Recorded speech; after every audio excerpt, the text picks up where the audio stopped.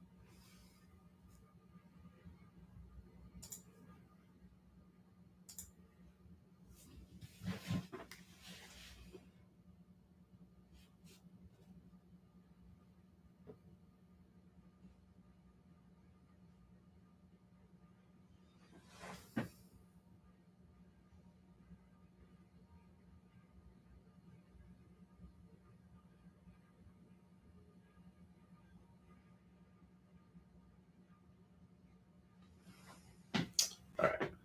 Sorry about that. I just need to resolve that before I went any further here. All right. So let's see what we got. Happy Friday, everybody. See if we got some questions in here.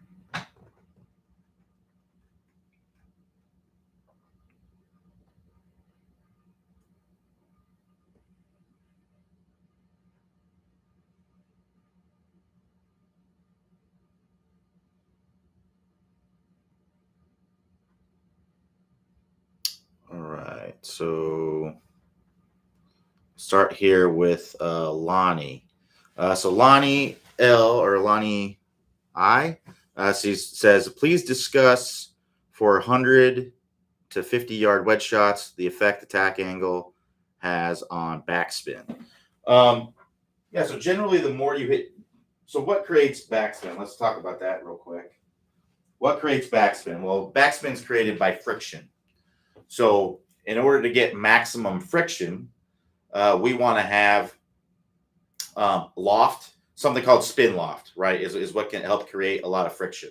So spin loft is a term that is basically, to make it in layman's terms, basically it's the difference between the loft of the club at impact versus the attack angle, right? So let's say, this is a 56-degree wedge, right? So if this club is straight up and down, there's 56 degrees on this. So if I'm coming in with a little bit of shaft lean, right? Let's say I'm leaning the shaft forward 8 degrees, then my dynamic loft, the loft that I'm presenting to the golf ball at impact, is 48 degrees. And then let's say that I'm hitting down on the ball 6 degrees, right? Well, my spin loft is then going to be 54 degrees, right? Because that's the difference between my dynamic loft and if you add those two together, right, that's going to create that. So that's going to create the most amount of spin.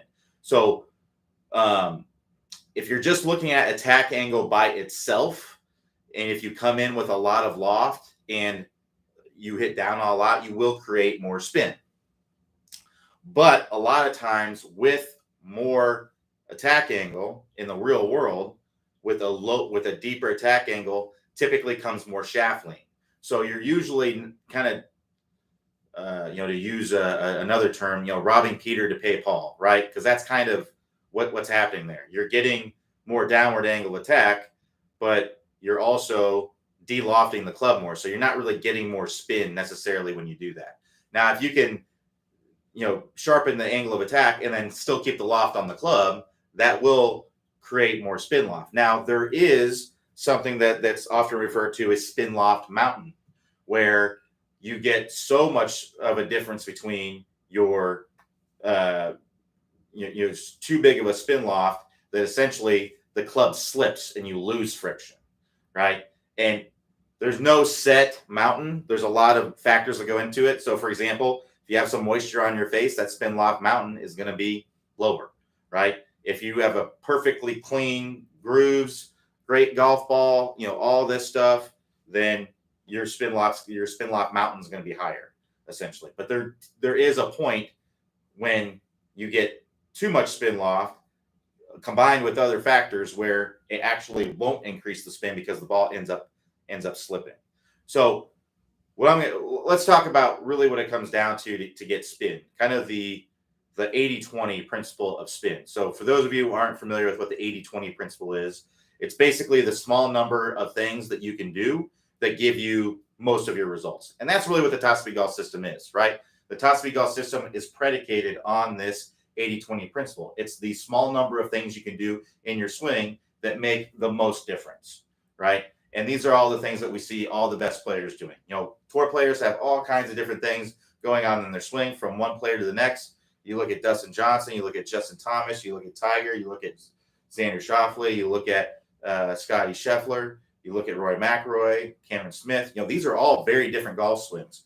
But the things that they all have in common, they're all doing the Top Speed Golf system. They're all within the ranges that we talk about in the Top Speed Golf system. Every last one of them are within those ranges. Not a single one is outside of it. So those are the things that matter the most in the golf swing. If you can get within these ranges with our stable fluid spine or power turn, all these things, you're going to be doing most of the thing, all the things that you'd be doing in your swing that are going to give you the most results. That's really what the Top Speed Golf system is predicated about. So as far as getting spin is concerned, what do we need to do in our golf swing to be able to get spin? Or what do we need to, or what's the 80-20 principle when it comes to getting spin? Yes, there are some cool techniques and things you can do to help you get spin, but that's not really the 80-20. The 80-20 is, just to talk about equipment, one, we got to have a golf ball. If we want maximum spin, we have to have a golf ball that spins, right? So a golf ball that spins, any golf ball that a tour player uses is going to spin. Every single one of them spins. There's no tour players that use Pinnacles or Top Flights or anything like that because those balls don't spin, and they got to have the spin. So they're all going to have a urethane type cover golf ball that will spin, and then also give them the distance they need. Now, examples of these golf balls would be like Titleist Pro V1s, TaylorMade TP5s, Callaway Chrome Soft, Bridgestone. I can't remember what the name of they have several tour balls. Srixon has tour balls. There's lots of different ones out there. There's even good balls that spin that tour players do not use. And we got to keep in mind, why would a tour player use a golf ball? Because they get paid to use it, right? Would be part of the reason, or they just grew up using, certain golf balls. So anyway, Snell would be another one that is basically a tour golf ball. You use their MTB My Tour Ball Black. This one here spins just like any other tour ball, but costs a lot less. $30-some a dozen. They're $32 to $35 a dozen. I can't remember.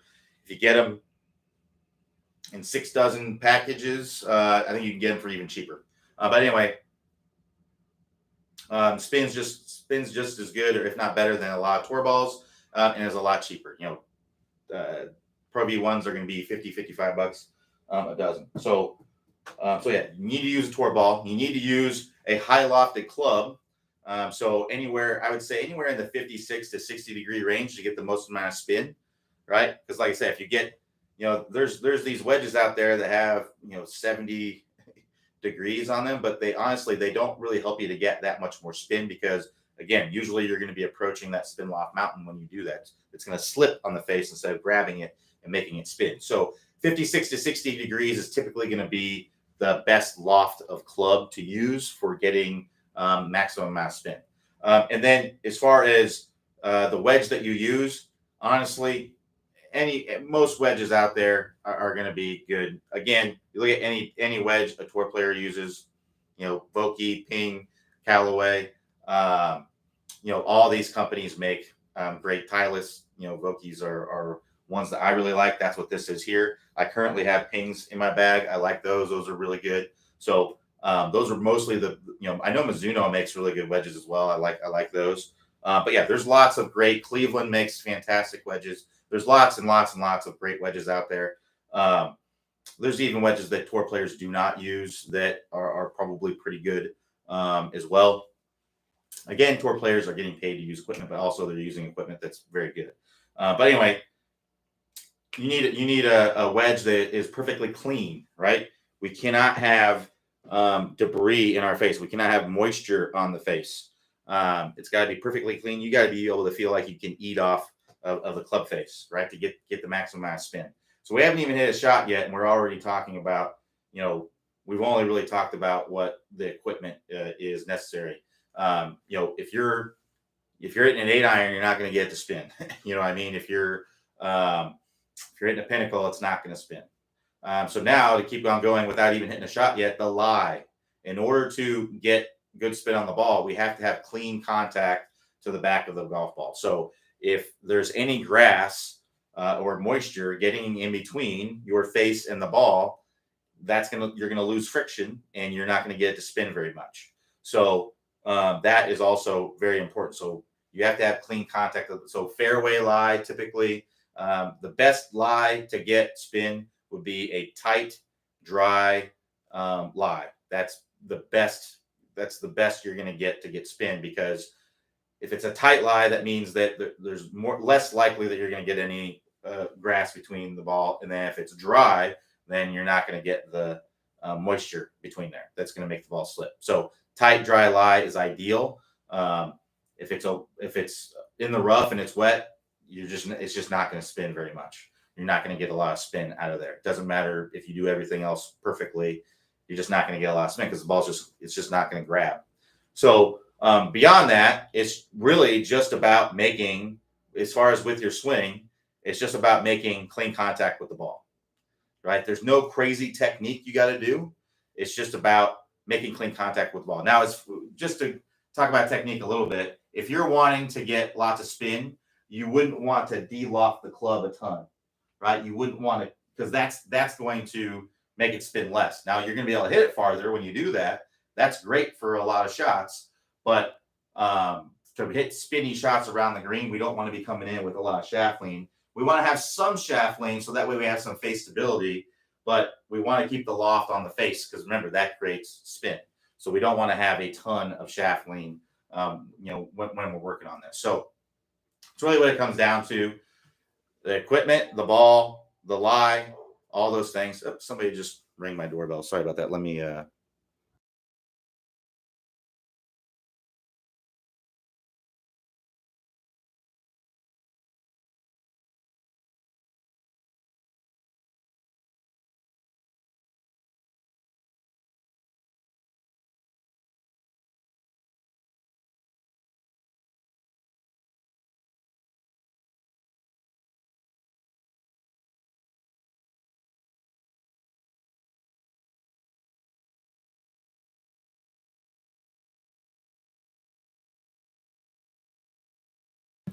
All right, sorry about that. Somebody rang the doorbell. Anyway, so to go on about spin, like I said, ball, equipment, must use a wedge, got to have a good lie, and you just got to make clean contact with the ball. If you do all those things, you'll be surprised at how much spin you can get. Now, as an experiment, what I would challenge a lot of you to do is to just go to your local facility, chipping facility or whatever, and tee a ball up off the grass, like an inch off the grass or a half inch off the grass. So that way there's nothing getting in between this face and the ball. Do what I just said. Use a Pro V1, a spinning tour golf ball, use a high lofted wedge, and just hit some shots off the tee, seeing that you're making perfectly clean contact with the ball, and watch the ball spin. You'll see exactly what I'm talking about. And if you're not doing that with the when the ball's on the ground, then if the ball's not reacting that way, and that just means you're just getting too much moisture, too much, whatever it is, you're not making clean contact with the ball. So that's really what it comes down to, is really just making that clean contact, and then making sure you're using a wedge and all those things. So like I said, attack angle, definitely, if you hit down steeper on it, you can definitely get more spin. But like I said, usually that comes with more shaft lean, which takes away spin. So it kind of equals a net nothing. You just end up hitting it lower is basically what ends up happening. All right, let's keep going here. So Jim S says, "Hi Q, what are the biggest keys for head position, driver, and iron? I haven't heard or seen as much about this with the TSG system, but I think I started topping drives because my was swaying forward a bit. Thanks." So we don't talk about this a ton because what we talk about in the top speed golf system is our spine, right? And what's connected to our spine, our head. So if our spine is moving around everywhere, then our head's going to be moving around everywhere, right? So you need to look at your spine angles is probably what you need to work on. So when we look at tour players, basically what typically happens is their head will be behind the ball at address. Then as they start going back, their head may move a little bit off the ball. You know, for an iron, it may not as much, but for a driver, you may see it move off the ball quite a bit. Some tour players move off the ball. Henrik Stenson moves off the ball a ton. You know, there are definitely some outliers there, but typically you're going to see the head move off the ball slightly, and then that head will be fairly steady in the first part of the backswing. And then as they get up to the top, you actually start seeing that head kind of move down and forward slightly. And then as they come to the ball, you're typically going to see that head move down and forward in the beginning of the downswing. You'll see that head move down and forward slightly some more. And then typically from about halfway down to the ball, you don't see the head move much at all. Now with the driver, you might actually see the head move kind of back as they're really pushing back and away to try to launch the ball up. But really what it comes down to is spine angles. If you have a stable fluid spine, then your head is going to move. Your head's going to move the way it should, right? Because again, it's connected to your spine.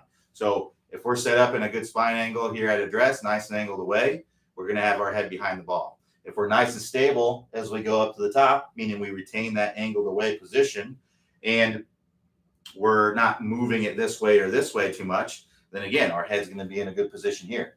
If we move into the ball and get to where we're more angled away as we're coming into contact and our body is opening up, right, then you're going to have that angled away spine position, that more angled away spine position, and then your head is going to be in the right spot. So it's more about your spine angles is what I'd be looking at, and not worried about your head so much.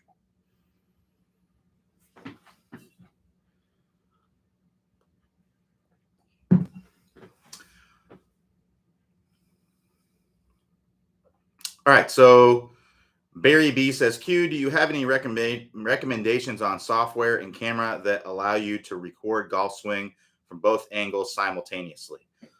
I don't actually. We don't have a system that does that. I use an app that's called OnForm that will record your swing. If you have an iPhone, a newer iPhone, it actually has it has something built into it that will automatically sense when you hit a ball. So you don't have to push record, then go and then look at. You can take a bunch of swings, and I think it actually will ask you. It will ask you like what happened with that shot. So you could hit a shot, it will automatically record it. Then it will say something like, "What was the result?" And then you could say it'll have voice recognition. You could say, 7 iron started left 10 yards and slice to the right 30 yards, right? Something like that. And then it saves that with what you just said on it. So that's really good. Now, it is nice to be able to have, front and down the line taping at the same time. That is nice to have. But in reality, it's really not necessary because if you have the same intention on every swing, right? If you're swinging with the same intention, you're going to move mostly in the same way, even though the result may be very different, because golf is a game of precision, right? So if you're off by a dimple, if you hit 1 inch behind the ball instead of at the ball, right? If you hit, a half an inch on the toe versus on the center of the face, right? That's not really going to be detectable in the motion of your swing from swing to swing. But you're definitely going to see a difference in your contact and ball flight, right? So if you're swinging with the same intention, your swing's really going to be the same from swing to swing.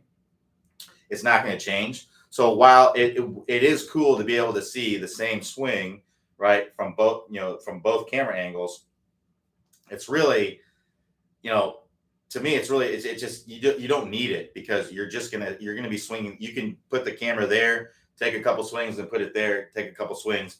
If you're swinging with the same intention, right, then you're going to be swinging the same in these ones and that one. It's not going to be much of a difference. You're going to be able to see the overall, things that are off. So, so I wouldn't actually, I mean, unless you just have, I think these systems are pretty expensive. I think Clay has looked into getting it. V1, I know, makes these systems and installs them for people. And I actually have a couple students, or I've had a couple students that have these installed in their homes. And honestly, the camera quality is just not very good. So, if me preferably, I would rather just take a newer iPhone. And what you could, I guess, what you could do is get two iPhones. It probably costs less than this system, than that system would be. Get two iPhones with the OnForm app and just set them up. If that's what I would do if I was really wanting to get at the same time. But really, you don't need it. You really just, I would just use your phone. If you have a newer iPhone, that's what I would recommend because the OnForm app works really well on that. Now, there are lots of phones out there that have, there are Android phones that have great cameras on them. I actually have a Galaxy S21 or whatever, and it has an unbelievable camera on it. I think it's better than the iPhone, than the newest iPhone, but it doesn't really work that great with the OnForm app because they just made kind of a bare bones OnForm app for the Android phone, whereas the OnForm app is much better on the Apple. There's more features on it, so that auto detection feature on the swings, that's on the iPhone, the newer versions. I think they told us that they have to have the AI thing, and some of the older, only iPhones in the last couple of years have that AI thing on there. So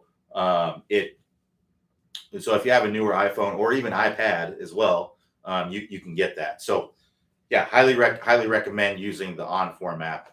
That's what I'd recommend. That's what we use for our swing reviews now. We know we used to use V1, but we no longer use V1. We switched over to OnForm, and I think OnForm is just a much better experience for the students and also the instructors. It's a lot easier to use for everybody. So that's what I would recommend using. But I don't know I know V1 makes a system. I'm sure there's other ones out there, but I know they're really expensive. And to be honest with you, what I've seen of them, from what I've seen of people that have had them and sent me videos with them, the camera quality isn't good. I'd actually just rather use a phone. It's crazy to me how a tiny phone, is much better than a big expensive camera, but it's the way it goes, I guess. All right, let's keep going here.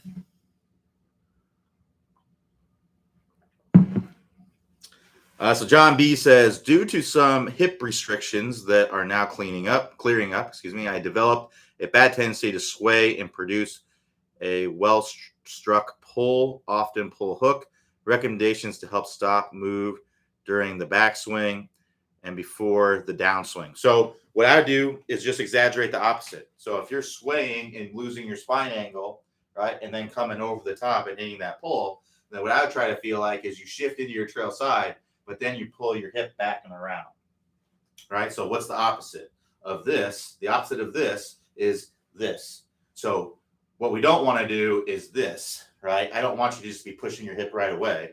I want you to drive into your trail side, shift into your trail side, and then push that hip back and around behind you. And now you're in this kind of position where it's a heck of a lot easier to swing from the inside, right?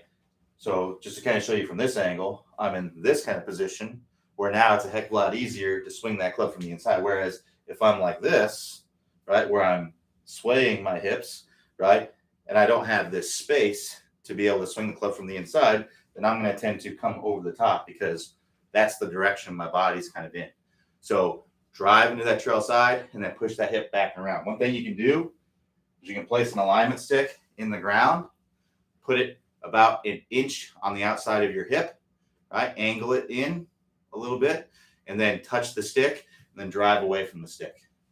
So like I said, I want you to kind of sway a little bit in the beginning of the swing to drive pressure into your trail foot.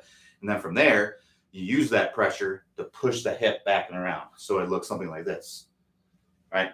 So that's what I'd be looking to do.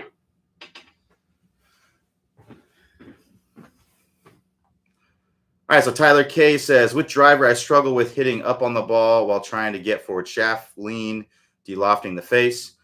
I feel like I can only get it to come out really low when I try to get any kind of shaft lean. Any thoughts or suggestions? So a couple things there. So one, with the driver, we don't want a ton of shaft lean. Unless you just have a lot of club head speed, like you're swinging over 120 miles per hour, you can't really afford to have a lot of shaft lean with the driver. So if you look at most tour players, they're typically going to have 1, 2, maybe 3 degrees of shaft lean. There are some tour players that have more. So like Dustin Johnson swings over 120 miles an hour, and he does have more shaft lean than what you see some players have. He also tends to hit a fade, which opens the face. So he's getting more shaft lean, but he's also opening the face a little bit because he's hitting a fade, right? So anyway, I wouldn't recommend trying to have a ton. I wouldn't try to be like this with the driver because it's just going to come out too low. You want to be more like this with the driver. A little bit of shaft lean, like 1, 2 degrees is generally what you want to be. And you want to have the sensation that you're hitting up on it, right? Or you're hitting like a top spin forehand is kind of the sensation that you want to have, right? And if it's coming out too low, it's either because you're hitting it low on the face from hitting up on it too much. Maybe you need to tee it up a little bit higher, right? But it could be coming out low because you're hitting it lower on the face, or it could be coming out low because you're getting too much shaft lean. So I maybe just try to release it a little bit more if you're not hitting it low on the face. If you just look on video, if you're like this at impact and you're not swinging over 120 and hitting fades, then you need to be more like that, right? So I just try to feel like you're just releasing it a little bit earlier, if that's the case. And I'd also try to have an idea of what your spin numbers are and what you're getting. Maybe renting a TrackMan or something like that. Ideally, you'd kind of be in the low 2000s. Anywhere in the 2000s is probably going to be pretty good, but ideally kind of low 2000s is probably where you need to be. Unless you're kind of lower club head speed, then low 3000s. Like if you're swinging like 80 miles an hour, it might be better for you to have a little bit more spin to keep the ball up in the air. But generally, most people are going to be good. Almost all golfers are going to be good somewhere in the 2000s. So yeah, but we want to have the sensation that we're hitting up on almost like a top spin forehand is kind of the sensation that you want to have with it. So, and by that, I mean like in tennis terms. So I actually have a tennis racket back here. So if I'm hitting a tennis ball, if I'm hitting a top spin forehand, I'm going to be de-lofting it, right? And I'm also going to be going up on it, right? So to make it easier to hit up on it, I go wider stance. All right, so if I'm wider with my stance, that's going to make it a lot easier to push back and away and be able to stay behind it.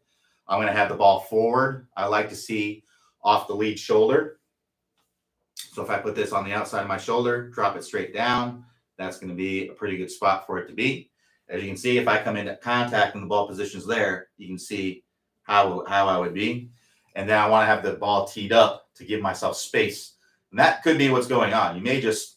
The whole answer to the thing may be just you need to tee it up higher, because if you hit it lower on the face, there's less loft lower on the face. And also when you hit it low on the face will twist down, de-lofting it even more, right? So let's talk about that a little bit since we don't have any other questions in there. So when we look at the driver face, it's a bulged face. So it's bulged this way and it's also this way, right? It's bulged that way. So if we hit it lower on the face, let's say that this is a 9-degree driver. I actually think it is a 9-degree driver. Yeah, 9-degree driver, right? So 9-degree driver, when they say 9 degrees, what they're talking about is really the center of the club face. That's right there. If you contact it right there, it's 9 degrees. If you go higher on the face, since it's bulged, you're actually going to have more loft, right? So if you imagine this kind of being domed, there could be, if this is a 9-degree driver, there could be 12 degrees of loft, like right there. And on here, there could be 6 degrees of loft. Well, what also happens when you hit it higher and lower on the face is, since it's off center, the face will twist.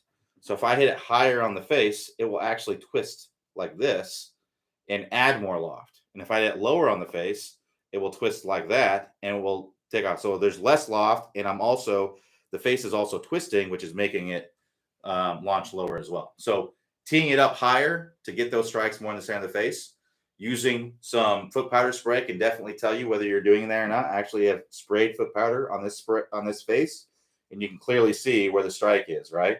So if you're hitting it down here, then that's going to come out low. You may be coming in perfectly hitting up on it, just a small amount of shaft lean, but if you hit it low on the face, it's going to go low, right? And it's also going to spin more if you hit it lower on the face. So keep that in mind, when you're working on that.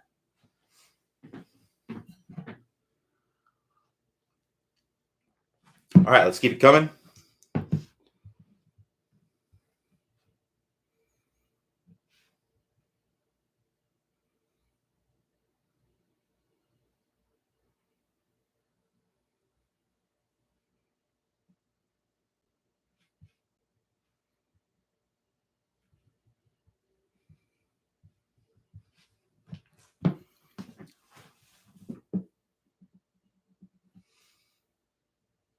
If you got your questions, go ahead and post them in there. We got about 30 minutes left here.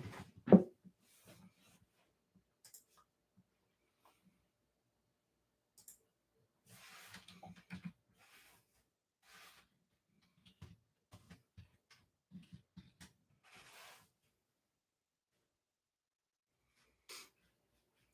think I just heard a question come in. And then Tyler K says, thanks. And since there are no other questions, can you talk about what you try to feel for when you're trying to hold off the release to hit a fade versus what you try to feel when you close the club face to hit a draw? So one thing to keep in mind is that feels are relative. So what you feel, what I feel, what somebody else feels, it's going to be all different. So me telling you what I feel, I don't know how much that's actually going to help you. But what I feel is when I'm trying to hit a fade is I'm trying to hold it off with my hands, right? So I'm making the same swing, right? I'm not changing my swing. So if I'm setting up to hit a draw, right, what I'm going to do is I'm going to line up with my body a little bit pointed to the right of the target, or where I'm trying to draw it to. And I'm just going to make the same swing that I always do, but I'm just going to let my hands kind of naturally roll over the ball, right? So when I come through contact, let me use my, so when I come through, right, if you imagine this is my driver, right? When I'm coming through, my club face is going to be like that, right? So the club is just kind of coming in and kind of hitting the ball and then kind of naturally turning over as I'm coming through. And because I've aimed my body to the right to get the ball starting to the right, and I turn the face over, that gets my face a little bit close to my path and allows the ball to turn over. Now, if I'm trying to hit a fade, which is typically what I like to hit is more of a fade, is I'll set up with my body a little bit more to the left.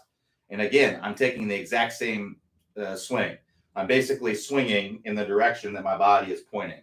That's the direction that I'm swinging, okay? And then when I'm coming through, instead of letting my hands kind of naturally turn over, what I'm going to do is I'm basically going to feel like with my hands that I'm holding it off, right? So I'm seeing out of my eyes, I'm imagining this ball is starting out to the right. It's coming out of the window that's out to the right there, right? So instead of kind of naturally letting it roll over, I'm feeling like I'm coming through contact. My face is more like this. So instead of that for the draw, I'm going to feel more like this. Like my hands just don't turn over. I'm just kind of holding the face, basically holding the face open all the way through. So that's basically how I hit a draw. And the reason why I do it that way is because it's more consistent for me to do. Now, obviously, that's not everybody. Other people may do a lot better letting the face turn over naturally. And when I need to hit a draw, that's how I do it. But when I'm trying to hit a fade, I'm trying to feel like I'm holding off the face. And I'm doing that with my hands. I'm just feeling like I'm just holding my hands open. I'm not letting the hands roll over, feeling like my hands are staying like this all the way through. And that produces a very consistent little baby fade. And when I say baby fade, I'm talking like a fade, ideally when I'm hitting it good, that only maybe fades 5 yards, right?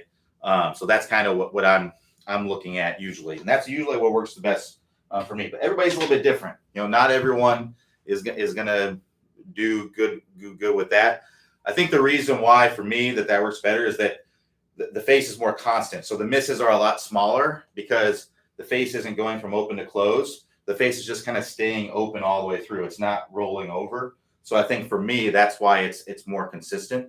And for a lot of players that, there's a lot of, if you're a higher club head speed player, which I wouldn't necessarily call myself like a crazy high speed player, but I'm, around what the tour average is. I'm in the 1 teens typically with my club head speed. I've been, when I was doing a lot of speed training, I was in the low 120s at a time. But when you're a higher club head speed player, generally a fade is going to be a little bit easier for you because at that high speed, you have enough speed that you're really just trying to keep it in play. You're getting it down there far enough. You're just trying to keep it in play. And for me, holding it off and getting that fade, even though it goes a little bit shorter than what a draw would, it's still, I would much rather sacrifice, 10 yards and be in the fairway a lot more often than to hit a draw and just hit a little bit farther sometimes, right? But then be struggling with blocks and with sometimes hitting blocks, when the face doesn't get quite turned over, and then when it gets overturned, which is the main thing that happens to me is when I try to hit a draw, I usually overcook it. And when you're a lower club head speed player, the benefit of the rolling over of the hands is that it increases the club head speed a little bit. So you get a little bit more speed when you do this, and it generally draws a more powerful shot as well. So you'll get a little bit more distance out of it. So if you're swinging 100 miles an hour or under for sure, then I would say I would definitely be trying to go for a draw most of the time. It's generally going to be better for you. Now, obviously, there's going to be outliers, but most players are going to benefit from doing that. If you're at above 100, it may even be a good thing for you. But if you're above 110, I would say you can definitely afford to go the fade route and be in good shape. That's why we have to be careful a little bit with trying to copy everything that tour players do, because tour players are faster than most average golfers, right? So they're doing things because they're faster, right? And if you're slower, you may actually want to be doing the opposite. So keep that in mind when you're looking at things. All right, let's keep going. So Jerry R says, hi Q, what was the name of the golf bag you referred to earlier that wasn't as expensive for getting spin, and the app you're using for recording swings? Don't use an iPhone. I have a Samsung. So the golf ball is Snell. So I'll try to get it to where it's not. So that's Snell. And this is the MTB black ball. MTB black. So essentially, this is if you go to, I believe the website is snellgolf.com, I believe, or if you just Google Snell golf balls, they do make some harder cover golf balls. But this is more of the one that would be kind of like more like a Pro V. And they're roughly $30 some a dozen. Full disclosure, they do send us these for free. But we've tested them against other golf balls, and there's also been other independent testings that show that they are better or exceed a lot of other golf balls out there. The ones that are $40 plus, $50 plus a dozen, the ones that we see tour players playing. So just a little bit about Snell. So Snell, he's actually, I believe his first name is Dean Snell. He is actually one of the engineers that's behind the original Pro V1 golf ball that kind of revolutionized golf, right? That the first Pro V1 was a ball that spin and also went long, right? And there weren't any golf balls that did that at the time. Like the Titleist Ballard, it didn't go real far, right? But it had the spin that tour players wanted. Well, they started making the golf courses harder and longer, and with the golf balls and everything, we got to hit the ball far. We also got to be able to spin it, and that's when the Pro V1 came in. So he is a part of the original engineer that went with that, and then he decided to branch off and start his own golf ball company, and that's when the Snell golf ball came into play. So he knows how to make golf balls, right? He's one of the ones that kind of revolutionized the game in the golf ball industry. So yeah, but he also wanted to. He doesn't. So one reason why you see Titleist and TaylorMade and why their golf balls cost so much is because they have to pay players to use them in order to get people to want to play them, and it works. You go to a golf course, you're going to see a lot more Titleist Pro V1s and TaylorMade TP5s. You're going to see a lot more of those golf balls out there because tour players use them, right? So they decided, hey, we're not going to pay any tour players, and we're also not going to go retail. So they're straight to consumer. So you can't go to Golf Galaxy or PGA Superstore and buy these golf balls. You can only buy them online at direct to consumer. So what that allows them to do is that allows them to sell the golf balls at a cheaper price, because that extra $20 that you're paying for the golf balls, you're paying for the retail store, and you're paying for the tour players and all the advertising and everything else. Snell's like, we're not going to do that. You can get the golf balls at a cheaper price here. Now, in doing that, they're going to sell less golf balls, right? But you win. The consumer wins. So highly recommend those. They're really good. That's what I play. And Clay plays them. So I think they're really, really good golf balls. And then the app is called OnForm. Now, since you have a Samsung, it works fine, but it's just not going to be as good. There's probably some other apps out there that are a little bit better for Android. I don't know any off the top of my head because I just haven't used a bunch of them. But I would imagine there are better apps out there for Android. If you have an iPhone, hands down, the OnForm app is the way to go. It definitely works fine with Android, but you're just not getting as many features. And there may be an Android version of another app that has some other features on it. Like I said, there just aren't ones that I've used, but it's OnForm, OnForm is what it's called. And really, really good. It also works on iPad as well. So if you have an iPad, that would also be something you can use it with. Their website is getonform.com if you want to check it out.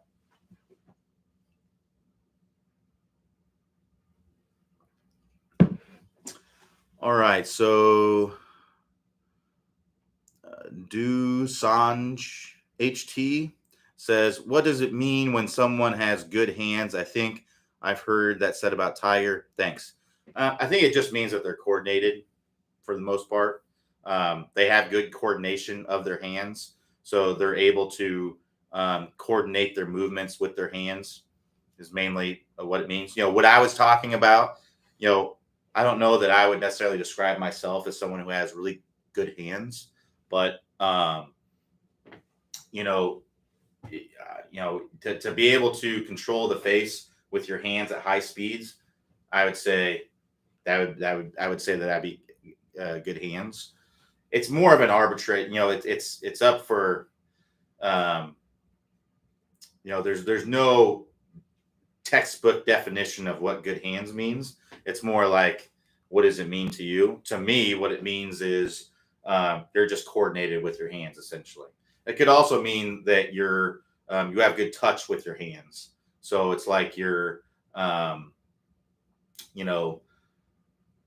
if I threw you tees, if I was just tossing you tees, would they just be bouncing off your hands, or would you be actually like catching some of them, right? So that would be like good hands. Like a tee, if I take a tee from 10 feet away and I'm just tossing them to you, right? That's not the easiest thing to do, to snatch them out of the air, because they're kind of skinny little wooden things. But if you have good hands, you'd probably be able to do that, right? So that's basically, to me, it just means you're coordinated. All right, let's keep the questions coming. We got about 15 minutes left here.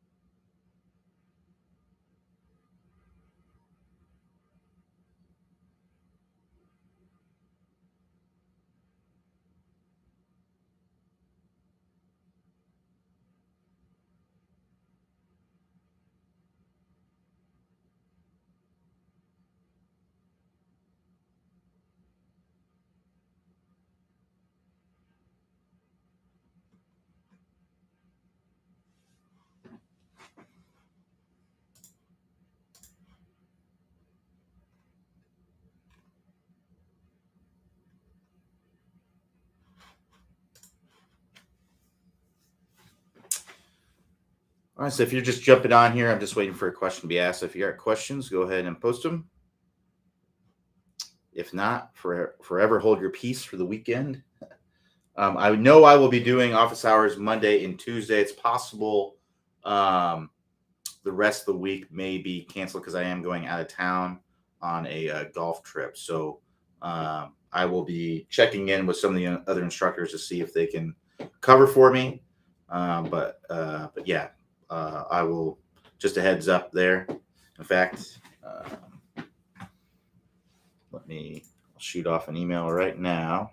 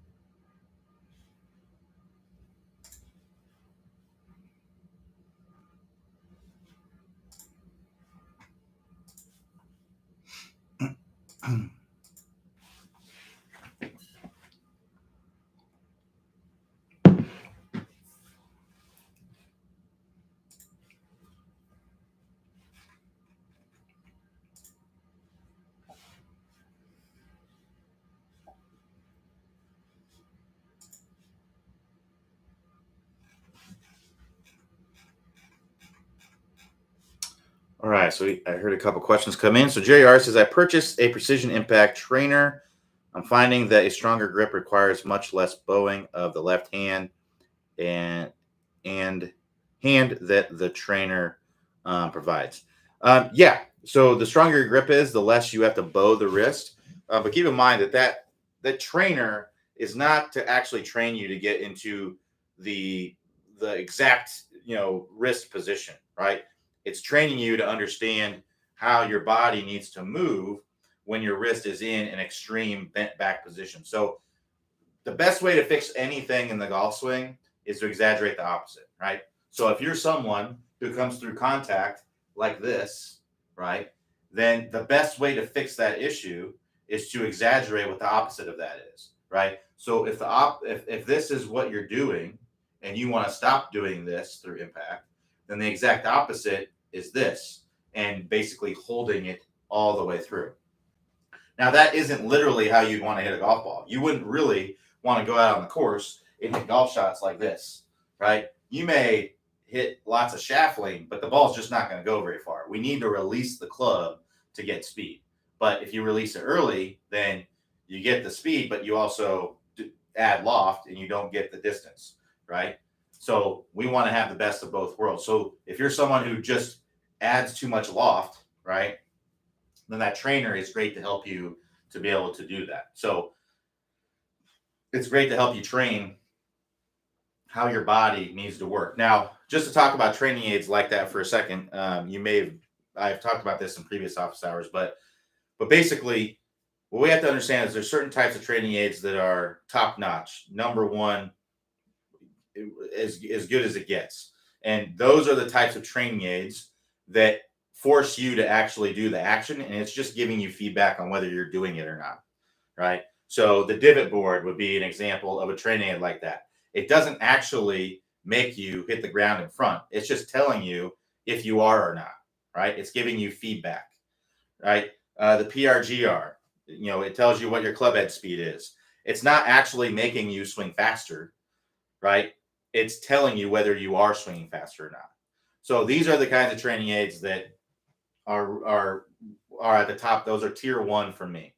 Then you have tier 2 training aids that are training aids that kind of force you to be in a position and help you understand how your body needs to move. But there's nothing magic about putting that precision impact on. Once you take it off, if you just swing like you did, if you took 100 swings with the precision impact, then took it off and just didn't think about your wrist being angled back in that position, you're just going to do what you did before. There's nothing magic about wearing it and hitting it a bunch of times that's going to make you all of a sudden have shaft lean. When you take that thing off, you have to basically pretend like you're still wearing it and do the exact same thing that you did when you were wearing it. You have to be very aware of that. And if you can't do that, then you need to put it back on and do some more reps and get more comfortable with hitting with that on, and then take it off, then pretend like it's still on and try to do the same thing. So it's just exaggerating, what's happening there. And also with that, there are varying levels of how you don't need to bend it back to the max, right? There are varying levels. You can only maybe click it back halfway, if you want to, right? You don't have to have all the way clicked back, so that's also another thing to consider when using that.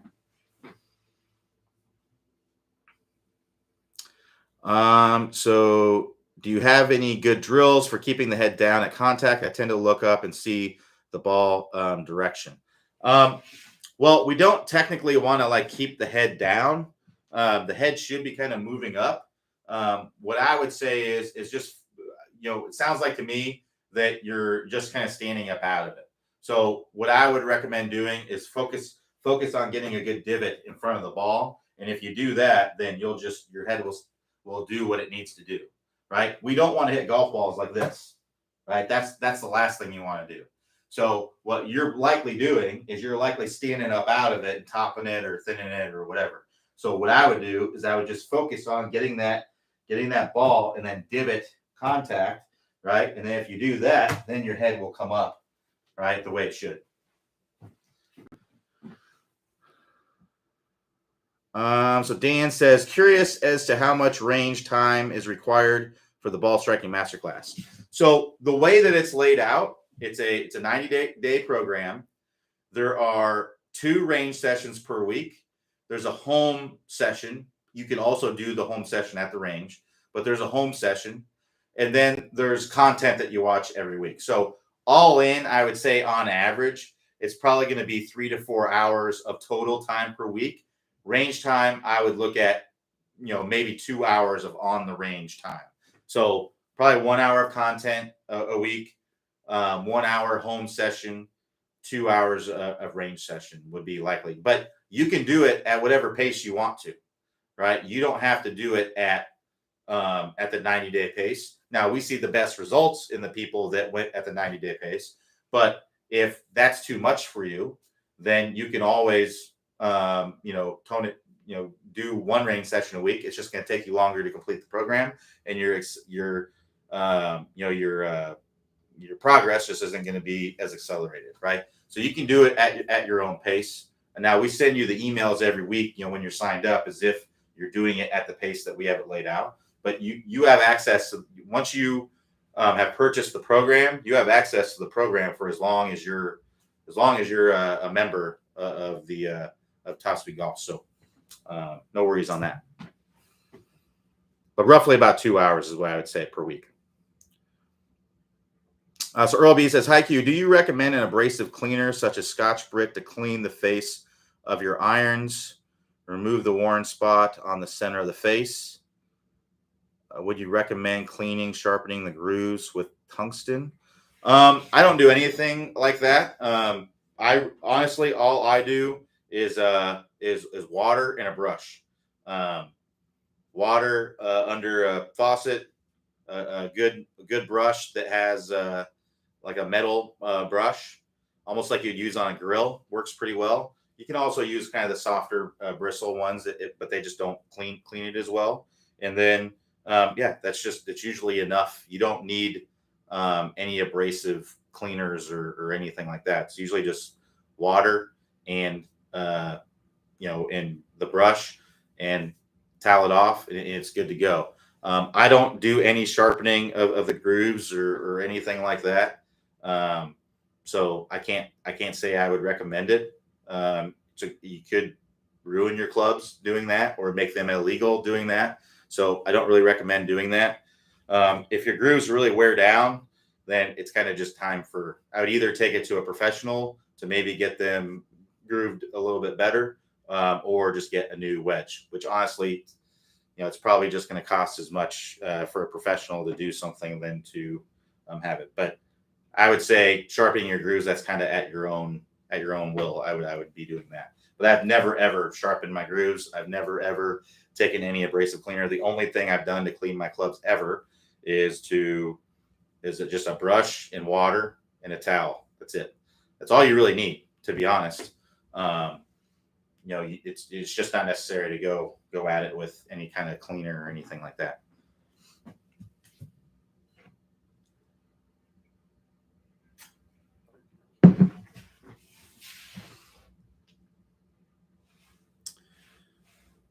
All right, we're actually right at noon right now, so we'll go ahead and wrap it up right there. All right, thanks everybody for joining me. We'll be back here tomorrow, or not tomorrow. I will not be here tomorrow. Do not come tomorrow. Monday, I'll be here 5 p.m. Eastern time. Everybody have a great rest of your day, and I'll talk to you all next time.